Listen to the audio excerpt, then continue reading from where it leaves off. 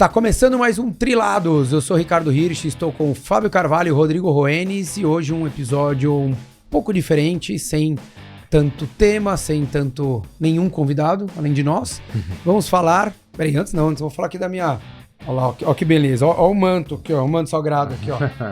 Sub-8, patrocínio Fabinho, boa. Vamos contar umas histórias, Fabinho. Vamos lá. Cara, eu tenho uma curiosidade grande pra gente começar. Quando você morou um tempo na Califórnia, e daí quando você decidiu voltar pro Brasil, o que deu na tua cabeça pra você querer voltar pro Brasil? Cara, não ia Ou voltar. você foi deportado? Não, eu não ia voltar, cara. Eu queria... Tanto que eu tinha vindo pro Brasil pra passar férias.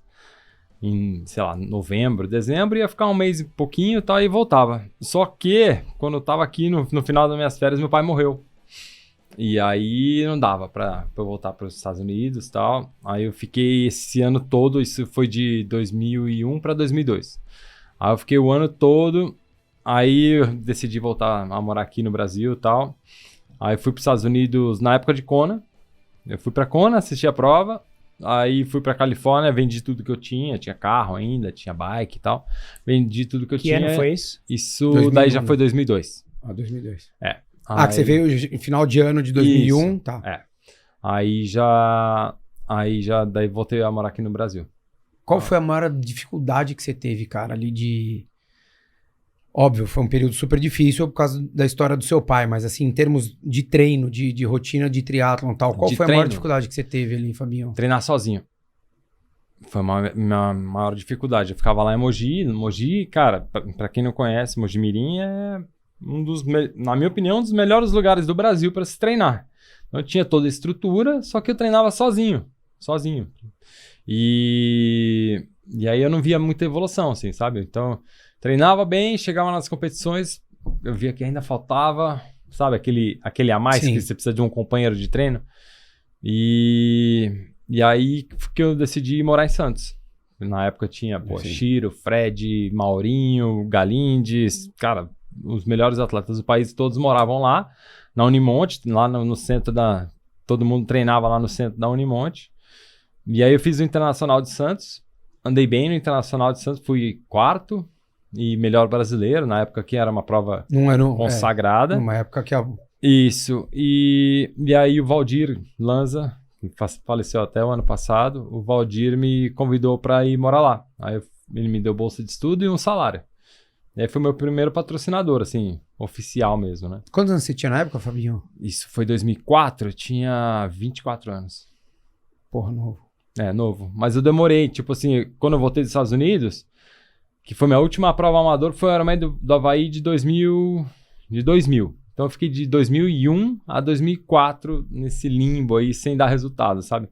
Tanto que início de 2004 eu falei, cara, esse ano eu vou parar. Aí eu vou voltar a estudar e tal. Eu já estava estudando, mas me dedicar, arrumar um trabalho e tal. Achar outra carreira ali. Vou dar mais esse ano. E aí, no início de 2004, eu já fiz um bom resultado ali no Internacional. E aí, a partir dali, foi embora. Na Califórnia foi San Diego que você morou, né? San Diego. Na época, San Diego era meio que a Boulder de hoje em dia, assim. Todo mundo ia pra lá. Não morava... Muita gente não morava lá o ano todo, mas... ia pra lá pra treinar pré-Havaí. Então ia Norman, Jürgen Zak, Greg Welch. Ixi, aí... E era, pelo que eu lembro, assim, até, na época, a Kira morou lá também. Muita gente, porque o mercado do triatlon era muito pequeno, então todo mundo se conhecia. E a gente via que não era só no Brasil, né? Fora também era. Então a comunidade toda era muito mais unida. Sim. Então rolava muitas vezes até treinos juntos, todo mundo ali. Paulo Newby Fraser com o Rock. Lá tinha os treinos que era... Sim, até hoje tem, tá? Se for lá, vai ter o Sommers Ride, que é de sábado às 8 da manhã. O Wednesday Ride, que é quarta-feira. Sunday Run, e isso ainda tem. Mas, sim, era muita gente treinando junto. E aí você chegava lá, eu me lembro muito bem. Eu cheguei lá, assim, logo de início foi eu e o Chiro, né? A gente foi morar junto. E aí, todo molecão destemido, eu fui puxando o Saturday Ride lá, né? Que é o Swami's Ride. E aí eu olho pra trás, tava o Greg Welch e o Tinley na minha roda, assim. A gente deu uma fuguinha assim, foi caraca, Caraca, meu, porra, que irado. Era legal, cara, era legal. Diferente de boulder, hoje, tipo, boulder, cara, todo mundo tá lá, mas cada um treina num lugar, meio faz que... o seu treino. Não tem esses treinos. Você acha que por que acontece isso em boulder, Fabinho? Você acha que é o quê? Você acha que é um pouco de não querer treinar junto? Eu acho que é. Não mostrar o que tá fazendo? Tem um misto disso tudo, assim? Sim, Daí depois você entra no... Tipo o André hoje. O André já chega e combina treino com qualquer um, tal, que já tá mais familiarizado com todo mundo. Mas por um período ali é difícil você quebrar essa bolha ali. O time, quando eu tava em boulder, o Tindom me colocou bastante pra dentro da galera, assim. Então eu já tinha intimidade com o pessoal. Que já foi na época do Team Bravo. Isso. Até um pouco antes. 2014 ainda não tínhamos o Team Bravo. Mas já estava em negociação, e aí eu me conectei com o Tindom por conta do Team Bravo, e aí treinei com ele lá aquele ano de 2014. Quanto tempo demorou ali o Team Bravo para formalizar ali a negociação? Menos, foi um ano? Um ano mais ou menos. Você lembra de quem foi quem idealizou? Porque a gente sabe quem realizou foi o Léo, né? Sim. Então, isso foi sempre um sonho meu, assim, que eu queria ter não meu, né, eu queria fazer parte de montar um time de triatlon. Como o Tindom falou, a exposição é muito maior. Você tem um atleta, enquanto você tem vários atletas competindo pelo mesmo patrocinador e mesmo objetivo, vai. Então, aí, quando eu saí do Pinheiros, o Léo queria me ajudar de alguma forma. Aí o Léo falou, porra, cara, vamos montar esse time aí. Aí o ex-CEO do Léo, você pode depois perguntar pra ele, a gente pode um dia chamar ele aqui. Boa. A gente tava um dia treinando no Riacho, aí o ex-CEO do Léo era CEO da Red Bull. Não sei se ainda é e tal. Mas bem, aí o Léo falou, porra, eu não queria envolver a Coca. Entendeu? Porque é um negócio meio meu, tal, vai ficar chato, tal. Aí vamos tentar a Red Bull. Aí tentou contato com o cara nem atendeu o Léo. Aí o Léo ficou puto e falou, quer saber, eu vou botar a Coca-Cola mesmo. Aí chegou na Coca-Cola, porque assim, o Team Bravo era patrocinado pela Coca-Cola Brasil, e não pela distribuição do Léo, né? E aí ele botou o projeto lá e os caras adoraram, cara. Foi um projeto muito legal. Adoraram. Legal. Foi bem bacana. Só que, infelizmente, foi bem no período da Olimpíada. Então, os caras não conseguiam dar pra gente a atenção, a exposição. Entendeu? Que a gente, de repente, precisava. Tipo, eles ajudarem a gente com marketing, essas coisas. Entendeu? Porque, de fato, precisa, né? A gente falou até com o Santiago aqui que o atleta hoje tem que fazer, mas na hora que a gente pensa num time... Mas, cara, é diferente, assim, né? Para um dia que você tiver um pouco de bobeira assim, entra nos vídeos nossos do YouTube daquela época, que, porra, isso aí foi de 2015 a 2017, né? 16, 17. 3 temporadas. Cara, a gente tinha, sei lá, visualização de 15 mil visualizações, cara. Entendeu? Era muito legal, cara. E os nossos videozinhos eram tudo curto, porque tinha que caber no Instagram. O Instagram não permitia colocar muito... Era vídeo até um minuto. Vídeo muito longo. Então era muito legal, cara. Foi um projeto muito, muito legal mesmo, assim. Que tinha tudo pra ter dado muito certo. É que é difícil, o timing, às vezes, enfim... Não que vocês estão errados, mas...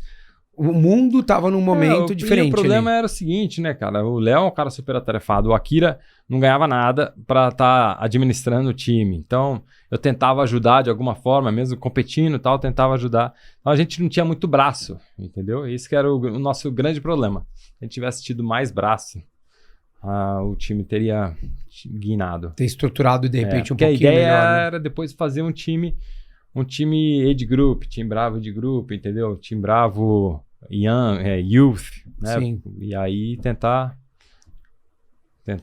manter. Eu vejo muito assim. Às vezes eu lembro quando eu fui no lançamento, que foi aqui em São Paulo, né? Ali no Otávio Café. Uhum. Eu até tava conversando com o Galvão e eu falei pra ele, cara, eu fico com receio às vezes esses projetos terem vida curta.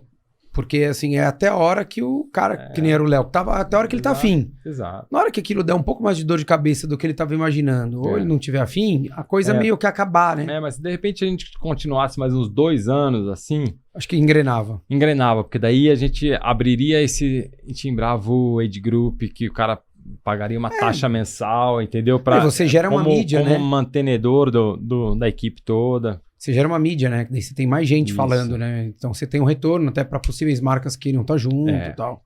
Que isso é muito legal. O que você vai falar, Rô? Não, perguntar pro Fabinho, não sei se o teu principal patrocinador privado mesmo, do ponto de vista de salário, foi a Herbalife, na época que você teve. Uhum. Se foi, considerando o que você recebia na época, se a gente trazer para os dias de hoje, ainda era um bom salário? Ou não? E foi um bom patrocinador, cara. Não sei se foi o principal, o Tim Bravo foi muito legal, né, cara? Porque a gente não ganhava mas aí um foi salário, uma de repente, equipe, Fabinho, eu digo a gente não privado ganhava- seu. Tá, a gente não ganhava um salário muito grande no Tim Bravo, mas ele pagava toda a estrutura, isso era muito legal. Viagem, treinador, porra, camp, era muito legal isso aí. A Herbalife era legal. Na época, cara, eu ganhava, 2008, foi o meu último ano, uns 4 mil reais. Você tava com o Mizuno nessa época também, né? Mizuno desde 2000, eu fiquei em Mizuno desde 5, 6, né? 2005, acho, cara. 2005, quando eles entraram, cara. Fiquei 11 anos com a Mizuno, 11 temporadas. Só perdi pra Silene, a Silene acho que foi 14. Mas então, 4 mil reais naquela época. Deve ser o que hoje? Uns 12 pau. Era bom. Era bom. Na época ainda não... E a visão deles era muito até pra nacional, né? Era o Troféu Brasil, cara. Exato. Tipo, Porque é que na realidade eles investiam muito no troféu, né? Eles eram patrocinador principal do troféu e eu, cara, eles falavam, cara, é o Troféu Brasil. Então, tipo, eu tentava correr um Ironman ou outro, mas eu tinha que focar no Troféu Brasil, entendeu? Era você e o Guto, né? Eu e o Guto. E o Troféu Brasil, cara, chegou a ter 7 etapas. Então era duro pra caramba. Começava com o Internacional em fevereiro e terminava em dezembro. Então era uma temporada bem dura, cara. Isso era uma coisa que eu achava legal que a Herbalife fazia, porque eles colocavam dinheiro ali como patrocinador, e daí eles faziam, eu lembro que pra nós era sacal, porque no final tinha a premiação do pessoal da Herbalife. Não, e eles... Então você ia pra premiação, você tinha que ficar 3 horas esperando. Não, e eles, cara, eles davam inscrição pro pessoal que trabalhava lá. Então teve uma etapa, cara, um Troféu Brasil, a última etapa, que eu acho que... Que era um monte de verdinho correndo. Eu acho que foi a primeira vez que eu ganhei o circuito, em 2007, eu acho. Cara, tinha acho que 300, cara, pessoas de Herbalife, cara. Meu, eu falava porque eu ganhei a prova e tal, eu falava lá, os caras iam loucura, cara. Porra, era muito legal. Foi um patrocinador legal. Que fez, e que querendo ou não, isso é um baita incentivo pro esporte, né? Pra modalidade, legal, né? Porque é uma outra ponta. Cara, até o Tim hoje... Bravo era pro atleta, né? Até onde foi? A ideia não era ser só pro atleta profissional. A Herbalife foi pra massa, né? Até hoje, pra criar o esporte. Tem gente que me vincula com a Herbalife, cara. Porra, você foi atleta Herbalife, não sei o que, eu lembro de você competindo. Era muito legal. Muito legal. E tudo é uma fase, porque se a gente for ver lá fora, pelo menos até acho que eu não sei se ela continua, mas até 2, 3 anos atrás, a Heather Jackson era Herbalife lá fora. Sim. E foi um movimento global, cara, né? assim, na tua época também, né, Fabinho? Aquele triatlon de Los Angeles até hoje é patrocinado pela Herbalife. Até hoje. Entendeu? Cara, o que acontece é o seguinte, o CEO da Herbalife, o Michael Johnson, que ele era CEO da Disney, o cara foda. O cara é triatleta favoroso, ele adora triatlon, cara. Então, isso ele faz a sempre diferença. vai, tipo, enquanto ele estiver lá, a Herbalife sempre vai estar envolvida com o esporte. E é muito legal. Porque eu lembro que foi uma época que não era só no Brasil. E a gente isso sempre foi, né? Exatamente, a gente tinha contato com ele, cara. A gente, ia competir em Malibu lá, ele mora em Malibu. E a gente, saía pra jantar com o cara. E o cara, pra quem conhece a Herbalife, o pessoal idolatra ele. Então é muito legal. Você acha que faz falta, assim, pro mercado, Fabinho, uma ou duas empresas grandes, assim, que queiram, sei lá, chega e fala assim, no troféu, fala assim, muito. O Troféu Brasil é o seguinte... Não, pega um PA Clube, Pão de Açúcar, cara. Porra, os atletas vestiam camisa, cara. Tinha orgulho. Que hoje lembra? Porra, eu sonhava em um dia poder eu lembro o Ironman 2001... Eu sonhava em ser um atleta Pão de Açúcar. tá Então, ligado? o Ironman Porra. 2001, em Floripa, foi o primeiro ano em Floripa, eles colocaram mais de 100 pessoas correndo de Pão de Açúcar. Sim. Cara, Eles davam, você lembra disso? Eles Era inscrição davam pra todo metade da amador. inscrição, metade da inscrição. é isso aí. A gente paga, porra, na época o dólar estava muito alto, então a inscrição era em dólar, a gente pagava, sei lá, era $200, eles davam $100. Em Porto Seguro, quando eu corri, foi assim. Foi 2000, né? 2000. Você classificou daí pra... Isso. E pra Kona. eu competi, eu fiz a inscrição pelo Pão de Açúcar. Aí era metade. É que é outra época, Redi, às vezes conseguir, que seja para o Troféu Brasil, Internacional ou qualquer outra prova, principalmente de entrada para o pessoal que quer começar a fazer triatlon. A gente, tomara que eu esteja enganado, mas a gente nunca mais vai ver, por exemplo, uma marca da Nestlé, como era a Bliss, sendo patrocinadora do Internacional. É difícil, circuito. mas é que eu acho que ainda existe uma possibilidade. Eu quando foi feito o Team Bravo, eu até, óbvio que é muito fácil a gente falar o que a gente faria estando fora e com o dinheiro dos outros, né? Sim. Mas eu olhei e falei, pô, acho que seria muito mais legal chegar e colocar num Troféu Brasil o dinheiro, nada contra os profissionais, mas como fomento do esporte, sabe? Falar assim, então ao invés de custar R$700 a inscrição, vai custar 100 Então, durante esses próximos 2 anos. Ok. E daí que eu acho que mais pessoas iam se animar a fazer, iam estar mais presentes na prova. Só que quanto que isso ia reverberar de premiação pro Pro? Entendeu, Redi? Então, foi assim, ó. Então, pouco. Mas eu acho que daí você começa a trazer a massa, né, Rô? Desculpa, Fabinho, mas é que assim, pensa em... Ó, vou dar um número. Em 98 eu fiz uma etapa... Eu fiz o... 98 não. Em 2001 eu fiz o Internacional de Santos. Tinham mais de 200 pessoas na minha categoria. Eram 1.500 pessoas participando em 2001. Cara, hoje você não tem 1.500 participando, 21 anos depois. Entendeu? Então eu acho que seria uma maneira, não estou dizendo que seja correta, também não parei para ficar analisando números, mas às vezes pode ser uma maneira de você fazer com que o esporte... maneiras diferentes. né? Exato. Tipo, o Léo, quando ele falou pra mim, Fabinho, a gente era bem próximo assim, e aí ele falou, Fabinho, eu quero ajudar o esporte de alguma maneira. Como é que eu faço? Cria uma prova, vamos criar uma prova, não sei o quê. Eu falei, Léo, é legal criar uma prova, mas vai ser uma prova só, a mais. Entendeu? Justo. Vai ser uma prova a mais, cara. Vamos criar um conceito diferente. Daí que eu vim com a ideia do time, entendeu? Pô, trazer... E isso ajudou pra caramba. O esporte... os atletas, cara, deu uma nivelada violenta, né? No nível. Os atletas ganharam, o Guimanocchio, esporte ganhou. Porra, o Vinhal começou a andar, o Marquinhos. Então foi muito legal, né? Só que foi por um período curto, né? Isso que acho que esse que foi a pena, né? Mas mesmo assim, contribuiu. Surfou a onda se a do gente Tindon, for né? ver, a Tri Dubai, sei lá, durou 1-2 anos. Depois veio o Abu Dhabi. Lá. Não, teve o banco lá, você não lembra o uniforme do... o Commerce Bank. Um uniforme que foi laranja. Depois veio o Abu Dhabi. Abu Dhabi. Tudo período curto, mas que de alguma maneira contribuiu. Não, eu acho que sempre ajuda. É que eu acho que se não seria, de repente, o caso de fazer alguma coisa pra base, entendeu? Eu acho que, eu sempre falo isso, cara, que a gente tem que criar associações, times e tal, e fazer competição intertimes, cara. Eu acho assim, o exemplo de Santa Catarina, cara, pra mim é muito bom. Todo atleta de Santa Catarina tem que ser filiado a uma associação ou a um time. Tá? E essa associação filiada à federação. E a partir daí, cara, você começa as competições interclube. Então a gente foi fazer tal prova, o nossa sub-8, o trilado, a equipe Trilados ganhou da equipe do Palmeiras. Cara, isso é muito legal, cara. Entendeu? Você começa a se estimular de uma outra forma, né? Exato. E fortalece a federação, né? Que tem que fortalecer, né? Tem gente que faz triatlo não sei quantos mil anos e nunca foi federado na federação. Eu fui acho que 2 anos, 3 anos. Não, isso aí tem que é porque queria participar do Paulista para fazer brasileiro e tal. Isso aí tem que ser obrigatório. Todo e qualquer atleta que for fazer toda e qualquer competição tem que ser via federação. Entendeu? Fortalecer a federação. É que acho que também ano passado eles tentaram fazer isso no Ironman, né? Colocaram lá a Day Fee lá.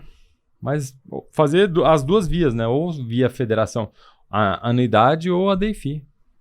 É que eu acho que você tem que chegar com uma proposta muito clara do que a federação vai fazer, que eu acho que daí existe um questionamento do outro lado. Sim. Não tô dizendo que seja o meu, mas assim, o cara fala, pô, mas eu vou pagar pra federação pra quê mesmo? Né? Pra eu fazer...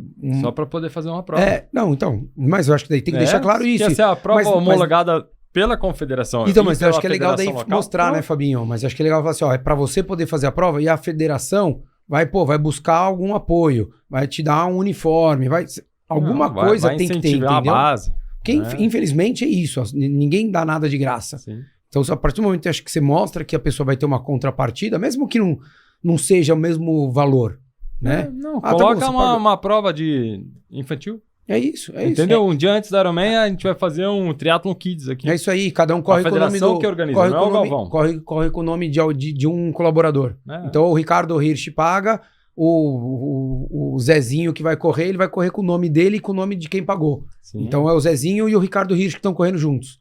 Né? Sei lá, você começa a... Eu acho que tanto federações locais quanto a própria confederação, a CBTRI, falando de triatlon, eu acredito, do meu ponto de vista, eu posso estar enganado, que atualmente não se tem um patrocinador forte, seja da CBTRI ou um patrocínio para uma federação local. Eu acho pelo fato de, seja a confederação ou a federação, não dar uma entrega à altura para esse patrocinador. Uhum. Né? Coisas que a gente viu no passado, de marca esportiva, por exemplo, eu acho que a Federação Britânica, por muitos anos, ela tem Adidas. Eu não sei exatamente o sistema operacional lá, mas eu acredito que para a Adidas, o retorno que a federação dá diante de ações ou ativações ou formação de atletas seja válido. Eu acho que empresas ou marcas esportivas ou grandes empresas não têm interesse em em ter uma parceria com uma confederação ou com a federação, por entender que vai ter um retorno zero. É difícil, com certeza não é tão simples. Fabinho, só pra a gente acabar aqui, cara, qual foi o treino mais, desculpa a palavra, mas mais foda que você já fez? Cara, já fiz alguns, assim, em termos de cansaço, de exaustão, assim, eu me lembro lá em San Diego, cara, eu lembro de um treino, porque assim, tem uma história bem engraçada, né, que em 99, eu fui fazer o Mrs. Tees em Chicago, você lembra dessa prova? Bem, hoje em dia chama Triathlon de Chicago, cara, a prova é gigante, tem 10 mil pessoas. E era um ano... Sempre foi assim? Sempre foi assim. E era um ano antes da Olimpíada e tal, e essa prova dava vaga pra Kona. Então, em 99. Eu corri no Pro, já tava tentando correr umas provinhas no Pro, corri no Pro. Cara, sei que fui 30º porrada na geral. No Pro, fiquei lá atrás.